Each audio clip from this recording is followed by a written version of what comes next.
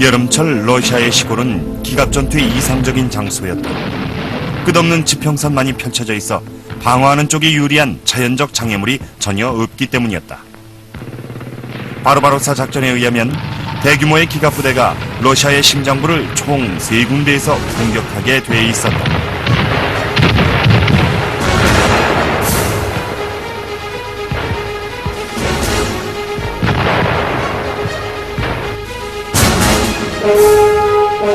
이 세 방향으로부터의 공격이 시작되자 작전을 개시한 지 한 달 안에 수십만 명의 러시아군이 나치군의 포로로 잡혔다. 러시아 북쪽 지방에선 예전엔 성 페테르스부르크로 불렸던 레닌그라드 주변에 주요 공격이 이루어졌다. 250만 명의 인구가 살고 있는 지정 러시아의 수도 레닌그라드엔 절대로 항복하지 말고 끝까지 버티라는 스탈린의 지시가 내려졌다. 독일군은 레닌그라드를 빈틈없이 포위했다.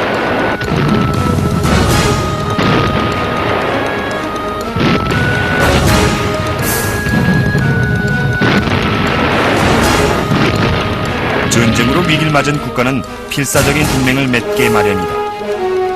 1939년에 소련은 이웃 국가인 핀란드를 대규모로 밀어붙여 침공한 바 있었다. 독일이 소련을 공격하자 핀란드는 독일과의 동맹만이 자국의 패배를 사륙하고 잃어버린 영토를 되찾을 수 있는 유일한 길임을 깨달았다.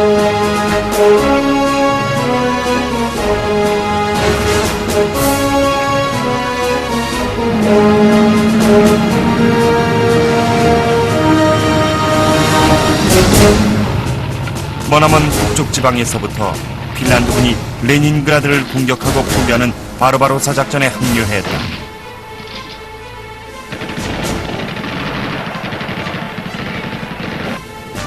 소련은 바르바로사가 국경을 약간 축소하는 정도로 해결될 수 있는 전쟁이 아니란 사실을 깨달았다. 평화적으로 해결될 수 있는 성질의 것이 아니었다. 공산주의와 나치즘 체제 양쪽 모두에게 있어 바르바로사는 서로를 파괴하고 결국 마지막엔 오직 한 체제만이 살아남게 되는 전쟁이었다.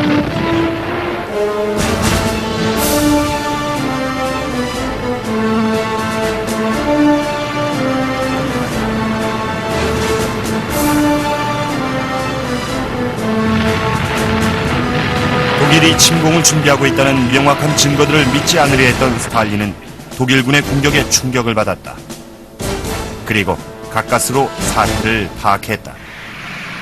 스탈린은 소련인들을 전장으로 소집하며 이것을 위대한 애국적 전쟁이라고 불렀다.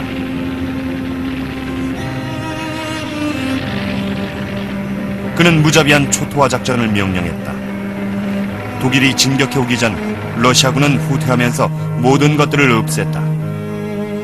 건물을 파괴하고 농작물과 도시, 마을들을 불태웠다. 침략자에게 도움이 될 만한 것들은 모두 파괴하거나 혹은 아예 가지고 떠났다. 러시아 전쟁에 필요한 모든 공장과 산업시설들은 하나하나 철거한 뒤 모스크바 동쪽을 향해 엄청난 거리를 운반해 갔다. 우랄 산맥을 넘어 유럽에서부터 아시아로, 시베리아 깊은 곳을 향해서. 바르바로사의 대혼란 속에서 독일군은 빈약하고 거리조차 멀리 떨어져 있는 보급선에만 의존하고 있었다. 독일군의 주변과 후방에선 러시아 게릴라 부대들이 조직되었다. 대개 광신적 공산주의자들이 이끄는 이 부대들은 파괴 활동과 매복, 암살 등을 자행했는데 후에 이러한 전쟁 형태를 게릴라전이라고 부르게 된다.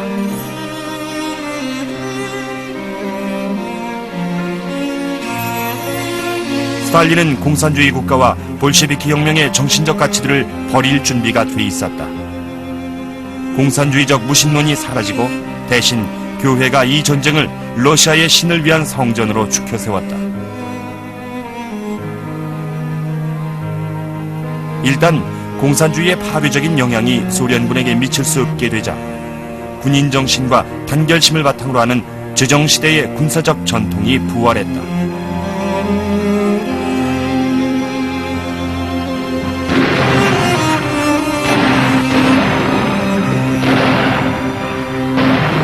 소련 남부에서 독일군은 우크라이나의 흑토지대 깊숙이 진격해 들어갔다.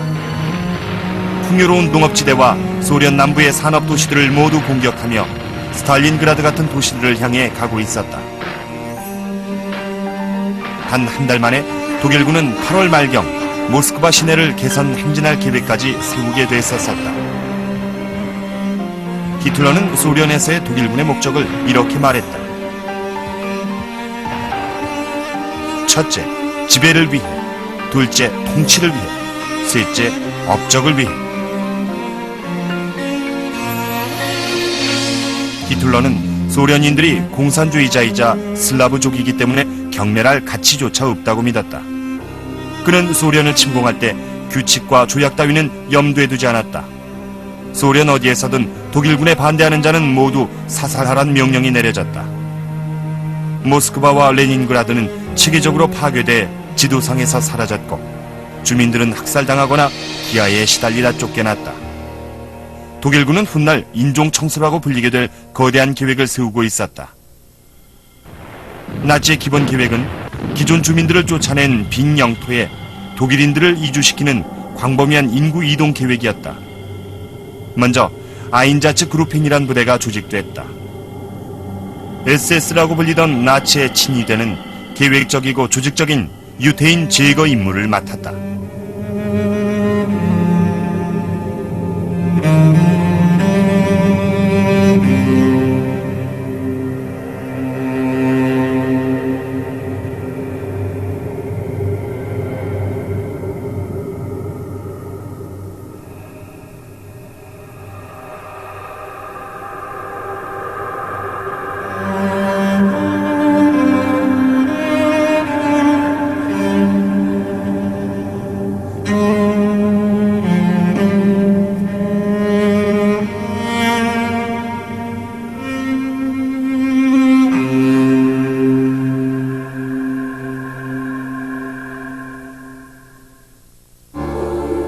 바르바로사에서 독일군이 승리하게 되면 공산주의뿐 아니라 러시아인 전체가 파멸하게 되리란 사실이 분명해지자 모든 슬라브 인종들이 조직한 적군은 결의와 저항 의지를 강화하고 재정비한 뒤 독일의 공격에 좀 더 강하게 맞서기 시작했다.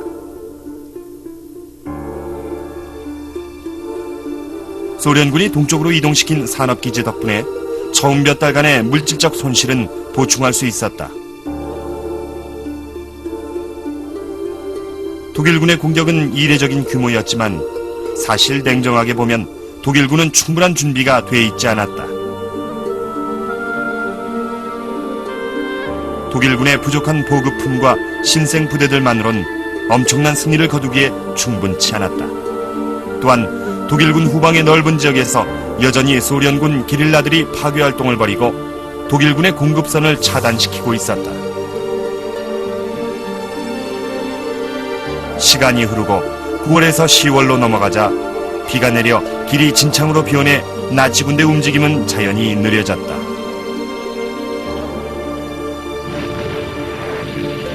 저항이 거세지고 있음에도 불구하고 히틀러는 여전히 빈약한 독일군의 병력에 모험을 걸고 있었다. 그는 1941년까지는 전쟁을 끝낼 것을 명령했다. 그리고 10월에 소련의 수도이자 권력의 중심지인 모스크바에 최종 공격을 가할 것을 명령했다.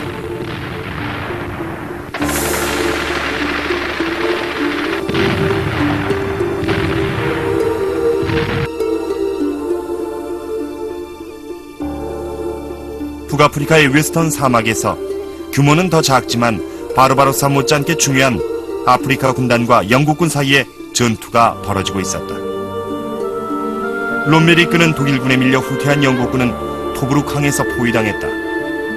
토브룩 전투는 롬멜이 승리할 수밖에 없었다. 독일군은 계속 밀고 나가 이집트와 수에즈 운하를 손에 놓을 계획이었다. 그곳을 기지로 삼아 중동의 영국 석유 보급선을 위협하고 영국군을 인도까지 후퇴시킬 작정이었다. 토브룩은 롬멜군에게 있어 영국군의 아프리카 군단 후방 습격을 가능하게 만들 우려가 있는 말 그대로 눈의 가시와도 같은 장소였다. 처칠은 웨스턴 사막이 매우 중대한 지역이라고 생각했다. 그 당시 영국군이 독일군과 직접 만날 수 있는 유일한 장소였기 때문이다. 영국군은 그곳을 손에 넣어 독일 공군의 폭탄 투하와 북대서양에서 승무원들을 희생시키는 해상 공격들을 이겨내야만 했다. 이 사막은 영국이 기다리면서 적의 동태를 살필 필요가 없는 유일한 장소였다.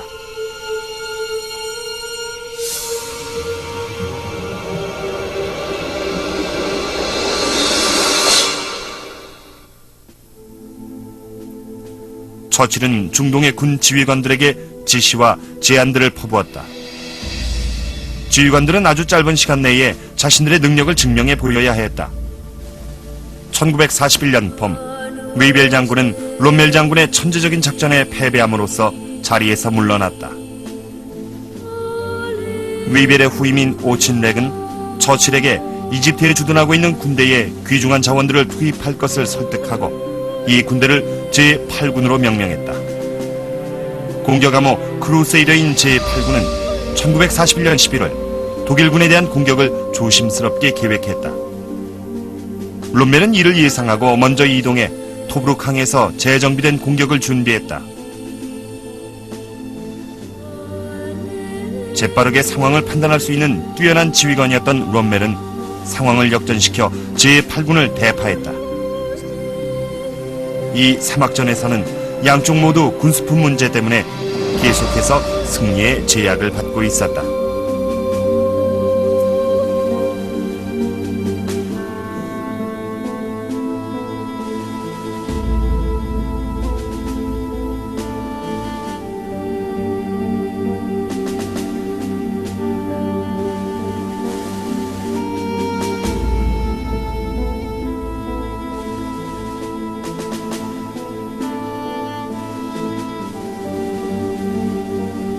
롬멜이 더 이상 영국군을 추격할 수 없게 되자 한 번 더 양편은 후퇴에 전력을 가다듬었다.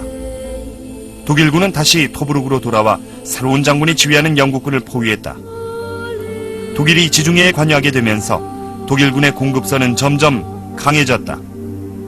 곧 롬멜은 영국군의 앞날을 위험 속으로 몰아넣게 될 공격을 감행할 수 있게 된다.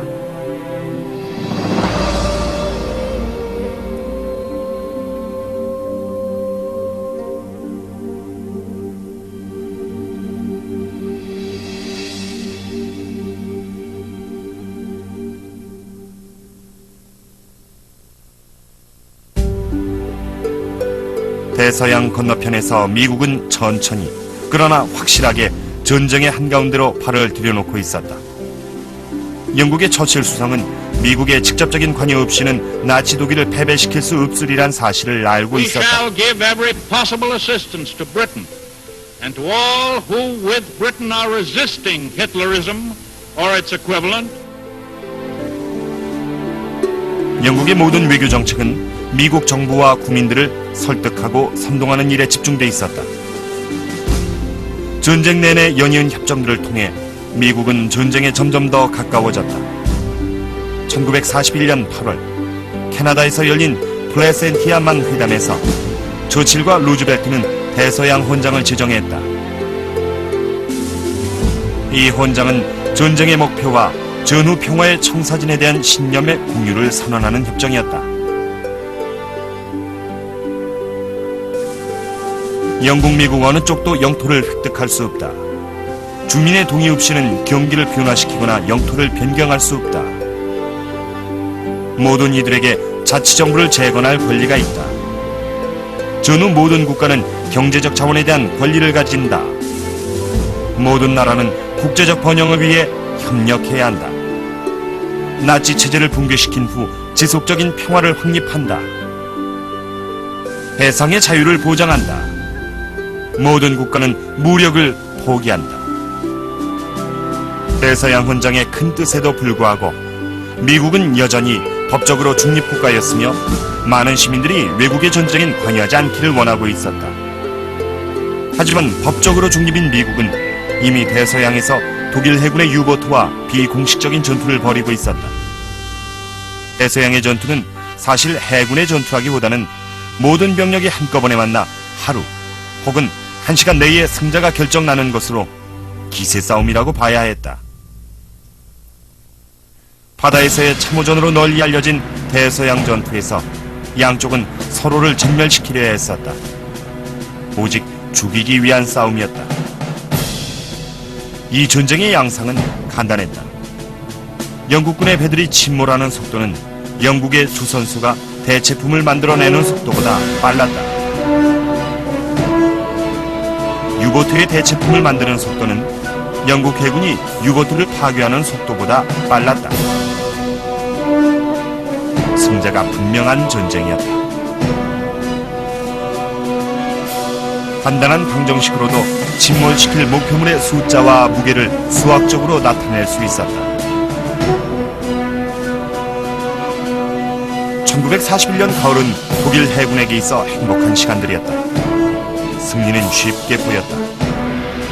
일단 프랑스군이 무너지고 유럽 지역의 대서양 연안 일대가 모두 동맹국의 손에 들어오자 미국의 고립감은 강해졌다. 목표는 단순히 한 달에 60만 톤에서 75만 톤 정도의 영국 선박들을 침몰시키는 것이었다. 이렇게 되면 단 1년 만에 나치가 승리를 거두게 되는 것이었다. 전쟁 초기에는 기회들을 놓쳤었지만 1941년 가을 무렵엔 많은 수의 전함들이 만들어졌고 대서양 협정을 심각하게 위협할 수 있는 전술들도 보완됐다. 1941년엔 모든 잠수함과 선박들에게 있어 광대한 대양에서 적을 찾아내는 것이 매우 어려운 과제였다. 레이더는 원시적인 수준이어서 해상에서 사용하기에 적합하지 않았다. 음파 탐지는 사용 범위가 좁아 가까운 수중 목표를 공격하는 수상선에만 적합했다. 결국 유보트에서는 직접 눈으로 목표물을 찾는 방법밖에 없었기 때문에 수평선 너머는 볼 수가 없었다. 잠수함 위치가 낮기 때문에 당연히 높은 돛대 위에서 항해 중인 배를 감시하는 것보다 시야가 좁을 수밖에 없었다.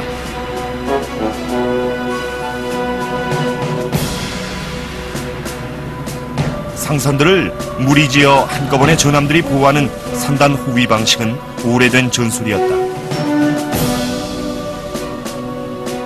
1차 대전에서 그런 방법으로 유보트들을 패배시켰다. 이런 방법을 사용하면 공격하는 쪽이 전함과 싸워야 할 뿐 아니라 목표물을 찾기도 어렵게 된다. 30척의 배들을 한데 모아 호위하고 있으면 대양의 해로를 오가는 30척의 개별적인 배들보다 찾아내기가 어려웠다. 미국 해군은 이런 방법을 이용해 적을 제지하는 데 사용할 배의 숫자를 2배로 늘릴 수 있었다.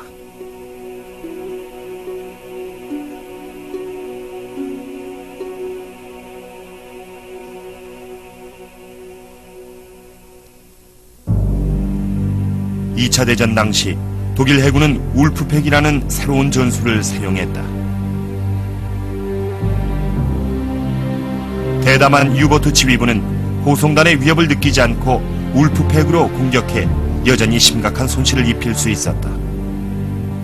유보트의 숫자가 더 많아지자 잠수함들은 상선에 호송 가능한 경로를 따라 일렬로 늘어설 수 있게 됐다. 조준을 한 후 고주파 무선 통신으로 호송단의 위치를 해안 기지에 알리면 기지에서 다시 유도 신호를 보내 모든 잠수함들이 목표물 공격에 나서게 된다. 마치 바다 전체에 거대한 그물을 치는 것과 같다.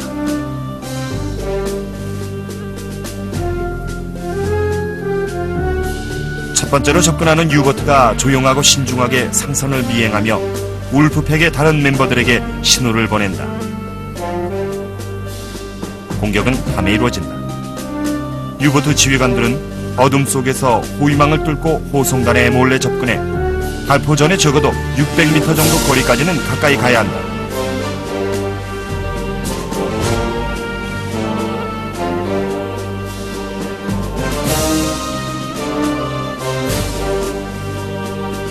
상선의 선원들에게 대서양 전투는 천천히 진행되는 고문과도 같았다. 낮엔 장망경으로 바다를 감시하며 보이지 않는 적을 발견하기 위해 애써야 했고 밤엔 이미 어떻게 막을 수도 없는 폭발을 기다려야 했다. 각각의 배들은 그 종류마다 서로 다른 추울을 맞았다. 유조선은 새하얀 불기둥을 일으키며 폭발했고 무거운 기계류를 실은 화물선은 순식간에 배와 승무원 모두를 바다 깊숙이 끌고 들어가곤 했다. 아침이 오면 호송단은 파편들과 타오르는 석유, 시체, 구조를 기다리는 선원들, 부서진 배의 선체들 사이를 지나가곤 했다. 밤에 공격해오는 잠수함에 대항해 호위하고 있는 전함이 할 수 있는 일은 거의 없었다. 수상에서 유보트는 매우 속도가 빨라 추적자들을 충분히 따돌릴 수 있었다. 초기의 음파 탐지기나 수중 레이더로는 수면 위의 유보트를 찾아낼 수 없었다.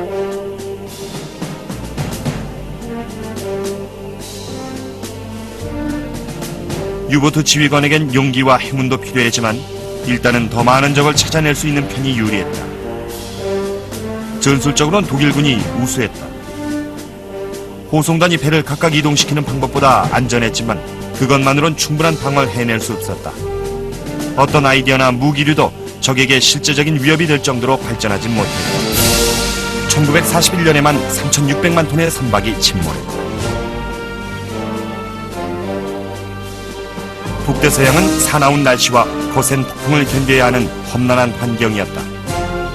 거친 비바람으로 인해 양편 모두 지쳐 있었지만 끊임없이 경계태세를 취하고 있어야 했다. 수면 아래에서 운행하도록 설계된 잠수함의 선체는 수면 위에서는 안정적이지 못했다. 유보트의 장교들은 바다 위쪽에서 감시하기보다는 수면에서 올려다보는 편을 택했다. 얼어붙는 듯한 추위와 휘몰아치는 파도 속에서 오랜 시간을 보내야만 했다. 수면 위로 올라와 있어 발포를 할 수 없는 상태에서 호송단이 음파 탐지기 등으로 유보트를 찾아내면 상황은 위험해졌다. 또 만약 수중에서 음파 탐지기에 잡히면 유보트 승무원들은 어뢰의 공포를 견뎌내며 아무 소리도 내지 않고 음파가 선체에 부딪히는 소리, 프로펠러 돌아가는 소리 등을 듣고 있어야 했다.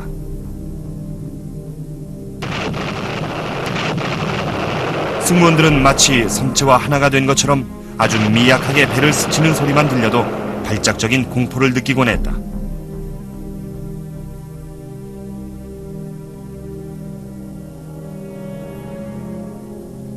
폭발로 인해 배가 흔들리면 기계들이 부서지고 전기가 나갔으며 공기와 바닷물이 새들어오기도 했다. 공격은 하루 종일 계속되기도 했다.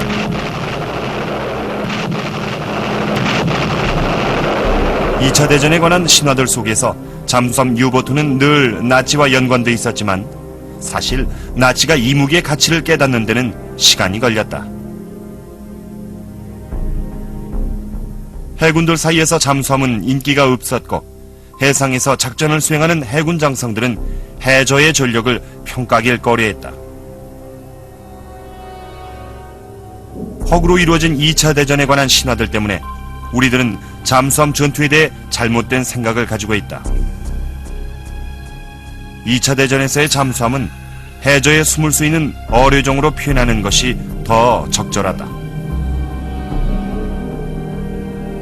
우수한 전함인 잠수함은 몇 달간 해저에서 독립적으로 작전을 수행할 수 있었다.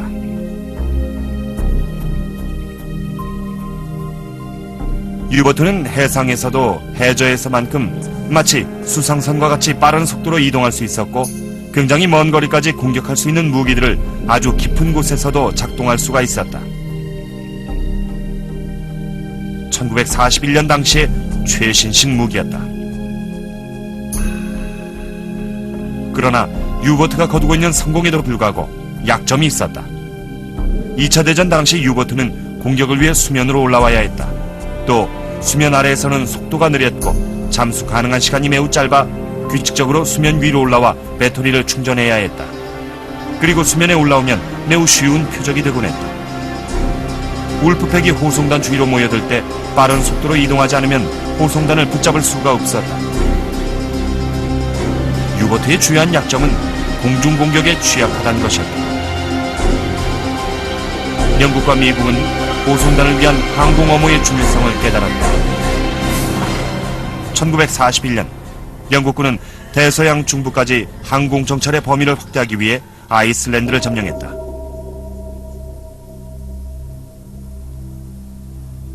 항공기에 장착할 수 있는 특수 레이더와 탐조 등을 통해 잠수함은 이제 더 이상 밤에도 안전할 수 없게 됐다.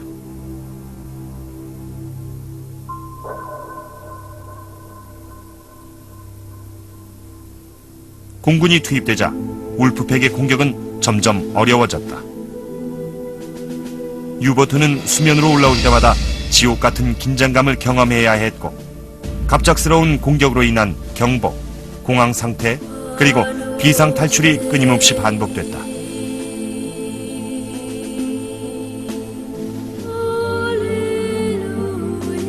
대서양 전투에서 가장 중요한 것은 독일군의 암호를 해독하는 일이었다. 역사적으로 이 임무는 영국군 최고 기밀이었고 또 가장 중요한 역할을 해왔다. 대서양 전투에서 암호 해독자의 첫 번째 성과가 나타났다. 영국 해군들은 침몰하고 있는 유보트에 올라타 승무원들과의 접전 끝에 신호 장비와 암호책 등을 손에 넣음으로써 기밀 전쟁의 첫 번째 단서를 쥐게 됐다. 유보트들에 보내진 메시지들을 분석함으로써 호송단은 항로를 결정했고 항공기는 신속하게 공격할 수 있었다. 많은 용감한 병사들이 1941년 대서양에서 목숨을 잃었다. 어뢰에 맞은 상선들의 선원들이 바다에 필요하고 있는 경우가 잦았기 때문에 호송단은 생존자 구조를 계속해야만 했다.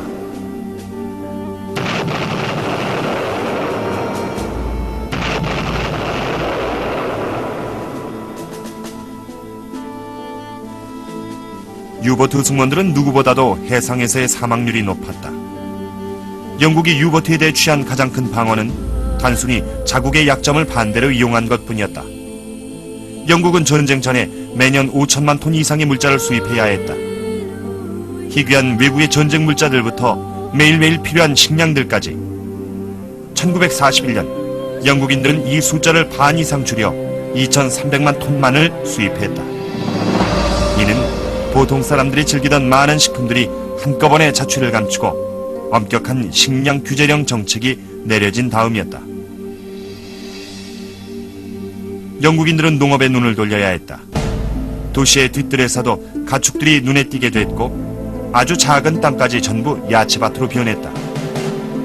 변두리 지역에서 생산되는 아주 적은 양의 농산물이라도 함부로 쓰이는 법이 없었고 계속 새로운 토지들이 경작지로 변해갔다. 노동자들은 바로 농장에서 일할 수 있도록 규제가 변해갔다. 물자 규제령으로 인한 계속되는 결핍과 고난의 이미지 기회는 사실 영국 사람들이 한 번도 균형적인 영양을 섭취해 본 적이 없었다는 역사적, 과학적 사실이 숨겨져 있었다.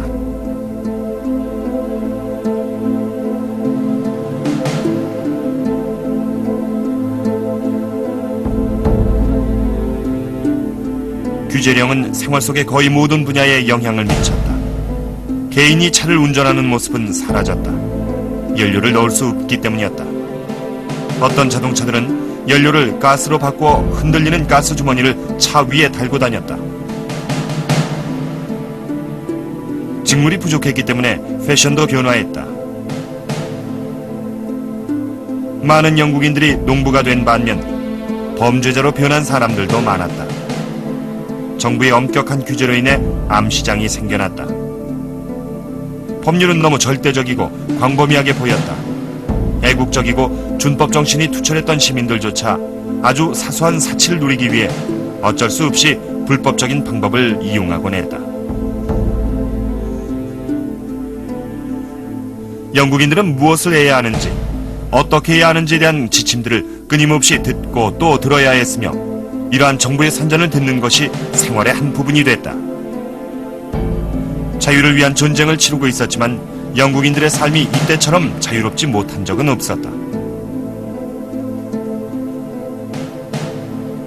잠수함 전투에서 또 하나의 수학적 요소는 침몰한 잠수함을 대체하는 속도였다.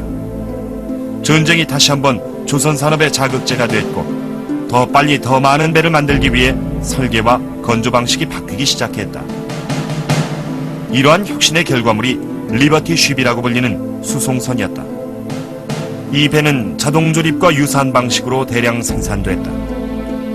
설계는 영국에서 했지만 실용화시킨 것은 미국의 기술자들이었다.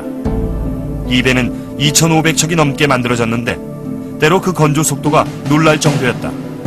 어떤 경우엔 배가 진수되기까지 나흘밖에 안 걸릴 때도 있었다. 시간과 비용을 최대한 절약하려고 한 데다가 조선소에서 일한 경험이 없는 노동자들까지도 투입됐기 때문에 때론 배의 품질이 의심스러웠고 어떤 배는 붕괴돼 버리기도 했다. 하지만 그 엄청난 숫자 덕분에 동맹군에겐 위협이 됐다.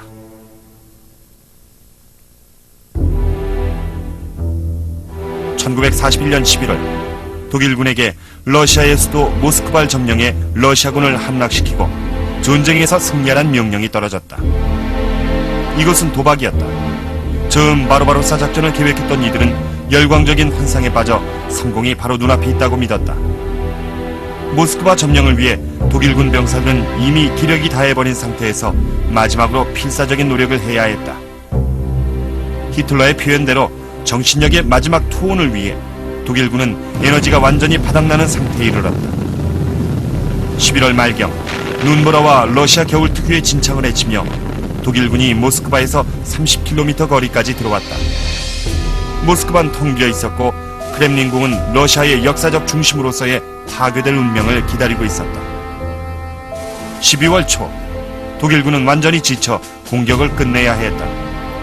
이들에겐 봄에 새로운 전투를 시작하기 전까지 잠시 휴식이 필요했다.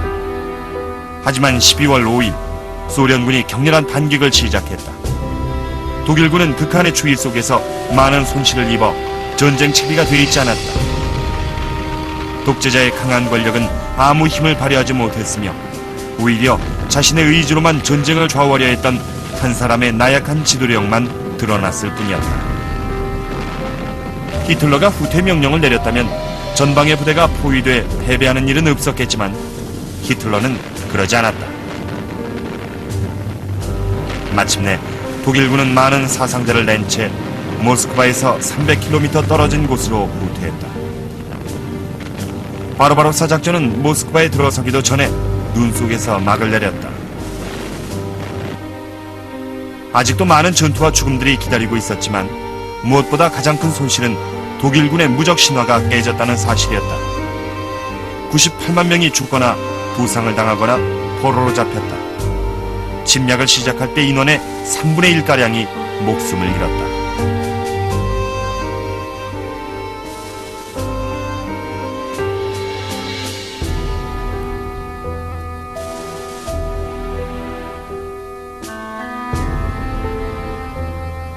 독일인들을 기습 공격했던 러시아군은 러시아의 극동지방에서 온 신생부대였다. 이 전쟁이 세계적인 것이었다는 사실을 반영하는 예다. 이 부대는 아시아를 가로질러 이동해 왔는데 이는 일본이 이미 다른 곳에 눈을 돌리고 있어 큰 위협이 되지 않았기 때문이다. 지구의 반대쪽에서는 소련 지도부가 나치군에 대항하여 시베리아의 군대를 투입하기로 결정했다. 일본 제국의 수도 도쿄에서도 중요한 결정이 내려졌다. 일본이 독일, 이탈리아와 동맹을 맺기로 한 것이다. 그렇다고 해서 이 세 국가가 같은 이데올로기를 갖고 있었다고 생각하면 오산이다. 일본도 인종 우월주의와 군사력을 미덕으로 생각하는 군국주의 이념을 따르고 있었지만 일본의 가장 중요한 정책 목표는 아시아의 정치적, 경제적 지배 세력으로서 유럽을 밀어내려는 것이었다. 만약 독일이 영국과 미국에 비해 태평양 지역에서 우세한 위치에 있었다면 동맹관계는 반대로 맺어졌을 것이다. 오랫동안 소련의 극동지역 영토에 대한 야망을 숨겨왔던 일본이었다. 일본은 북쪽으론 만주, 남쪽으론 태평양 동쪽에 이르기까지 극동지방에 보유하고 있는 소련의 자원들에 대해 질투의 시선을 보내고 있었다.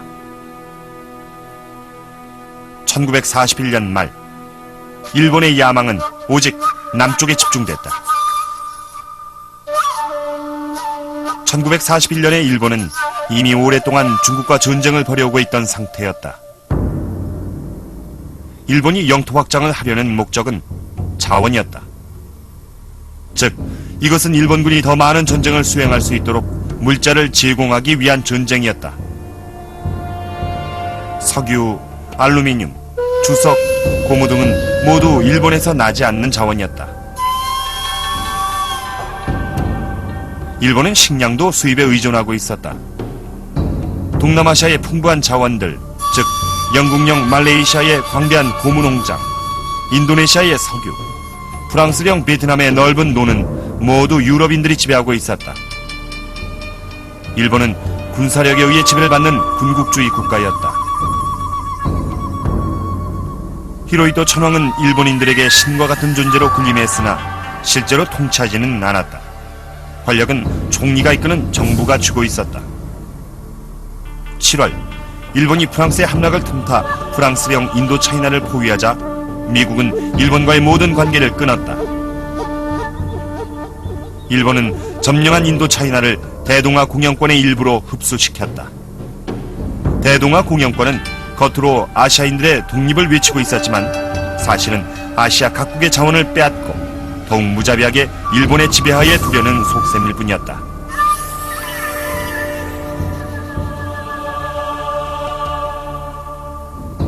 미국은 일본에게 먼저 인도차이나에서 물러나고 중국과의 전쟁을 끝낼 것을 요구했다.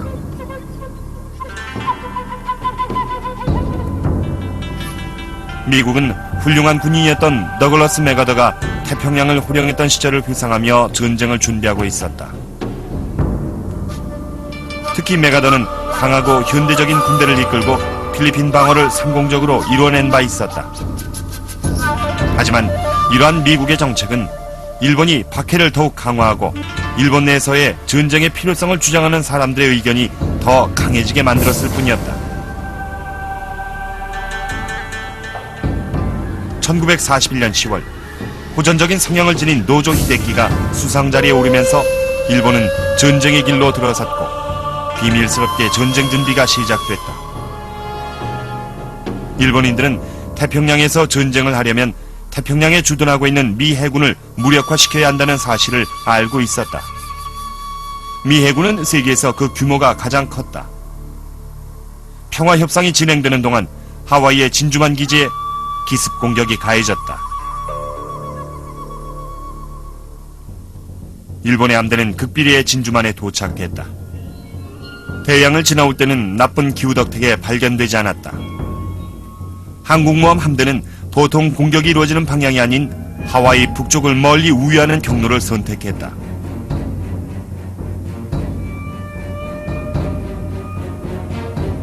(1941년 12월 11일) 오전 6시 일본군의 비행기들이 하와이 상공에 출현했다. 일요일 오전 아무도 예상치 못한 일이었다.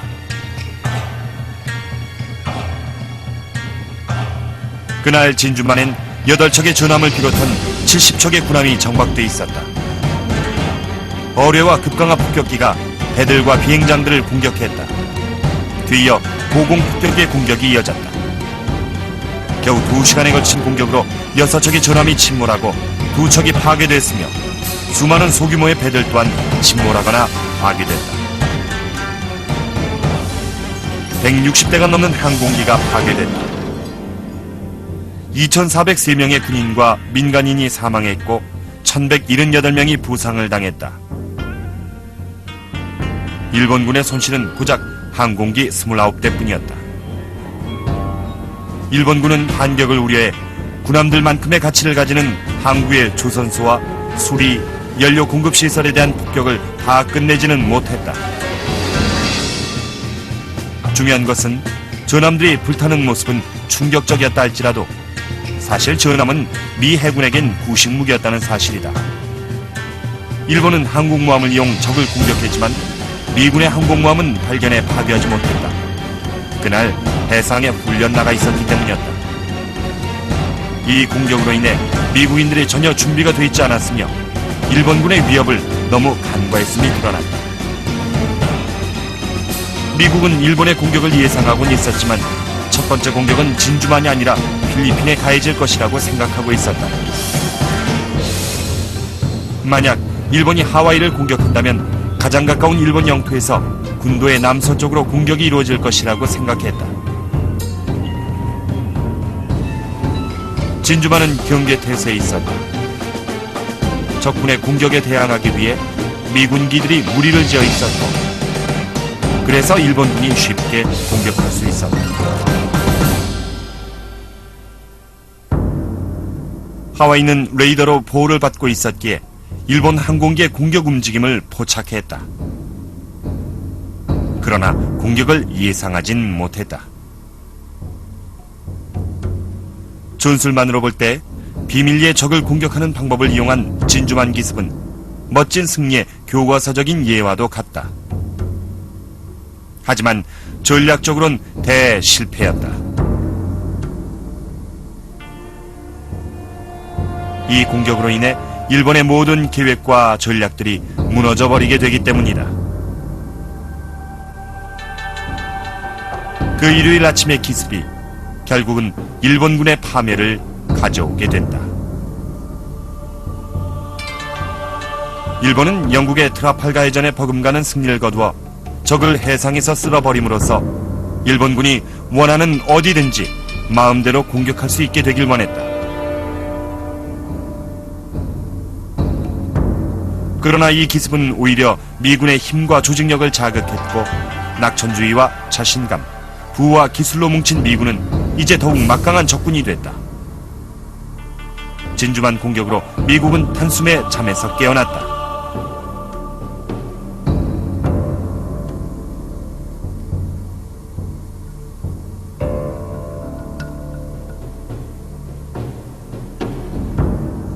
December 7th, 1941, a date which will live in infamy. The United States of America was suddenly and deliberately attacked by naval and air forces of the Empire of Japan. 일본은 대규모의 침략을 감행해 동남아시아와 태평양 지역을 정복할 계획을 세웠다. 그리하여 일본의 군사력을 증강시키고 미국의 침략을 막으려는 의도였다. 그렇게 되면 미국이 일본을 새로운 지배 세력으로 받아들여 평화적인 타협을 할 수 있으리란 것이 일본 측의 희망이었다. 일본군 내의 일부 사람들은 진주만 기습이 승리를 가져올 전투가 아니라 단순히 시간을 벌기 위한 성공이었을 뿐이란 것을 마음으로 알고 있었다.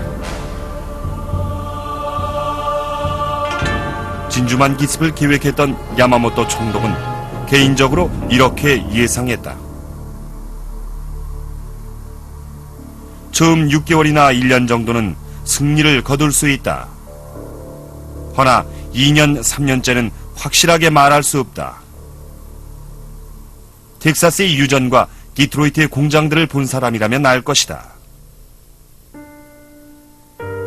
장기전에서의 일본의 승리는 불가능했다. 일본의 야망을 부채질했던 자원과 산업기술의 부족이야말로 미국의 거대한 힘과 맞서는데 실패하는 원인이 될 것이기 때문이었다. 12월 7일 독일과 이탈리아는 미국에 선전포고를 했다. 윈스턴 처칠은 전쟁 중 처음으로 편하게 잤다고 얘기했다. 미 함대에 대한 공격이 시작됐다. 미국인들에겐 전쟁의 시작이었지만 파시스트들에겐 종말의 시작이었다.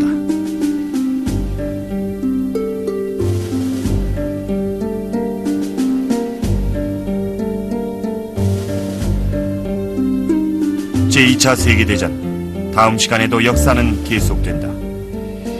일본군이 태평양으로 손을 뻗어나간다.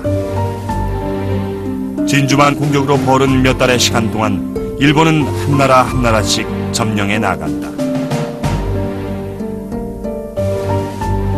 영국 역사상 가장 커다란 패배로 싱가포르가 일본에 함락되고 수천 명의 병사들이 항복한다. 이 패배는 군사적인 재난의 교과서적인 예다. 더글러스 메가더는 필리핀에서 미군 병사 수천 명이 포로로 잡히자 돌아올 것을 약속한다.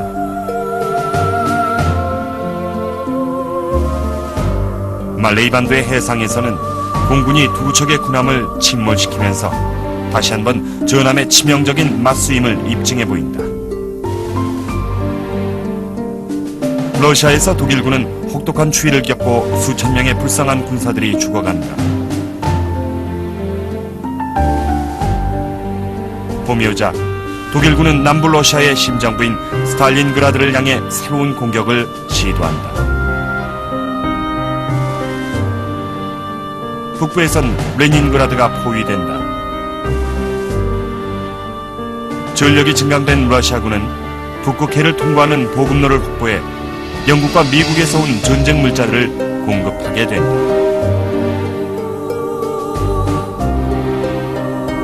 유럽에선 지중해와 북아프리카에서 벌어지고 있는 전투가 새로운 국면에 접어들면서 몰타 섬의 포위가 강화된다.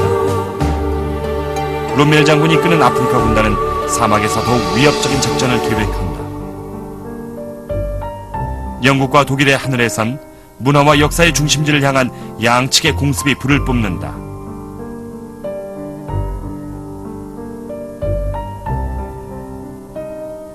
동맹국에 반대하는 국가들이 한데 모여 국제연합의 창설을 논의한다. 일본이 승리를 거둔 지 몇 달 후 온전한 정신을 가진 일본인들의 우려가 현실로 나타나기 시작한다. 미군 폭격기가 도쿄 상공에 출현한다. 태평양에서 이루어진 두 번의 대규모 해군 전투는 일본군에게 불리하게 돌아간다.